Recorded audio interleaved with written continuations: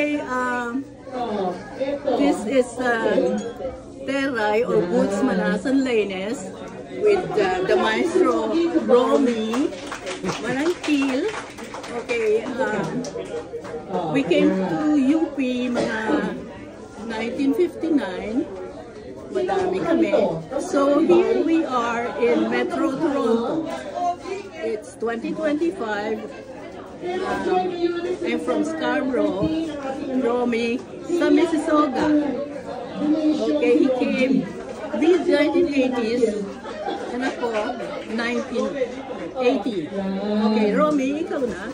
Roll it. Well,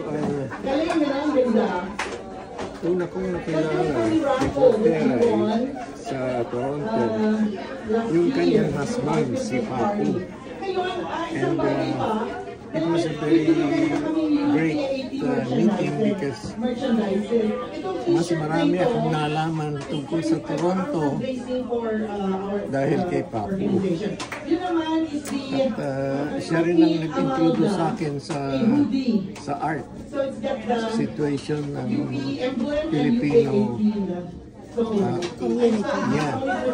So that encouraged me to continue painting, and then my first art show was done 8 months after I came, and that was the first Filipino art show in Toronto, and Papu was there.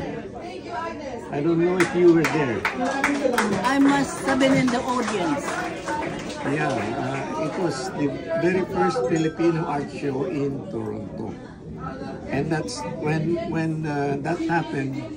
I met the other Filipino artists in the Greater Toronto area, so we started this group, the Filipino Artist Group. That's how we started it. So it's now, since it was officially founded in 1988, and up to now it's still active and so was strong. It 50 years in 2018? Hindi tayo marunong. Going 50. 3, 4, 6. Like in 2028. Going 15, 20. No, it was officially founded in 1988. Okay, yeah. And now it's 2025, so I don't know. I'm very poor in math. Kaya fine arts tayo, di ba? Yeah. Same. Mabuhay, fine arts. Okay.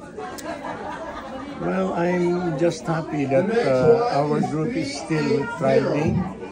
There are younger members now. The older ones are slowly passing away. But fortunately, I'm still around, and I may be considered the most senior in terms of age. The next one is 151. Okay, we are reaching out to Ben Cabrera, Lenny Flores Villanueva, who belong to the same batch. Okay, kamusta na kayo dyan? Eto, buhay pa kami.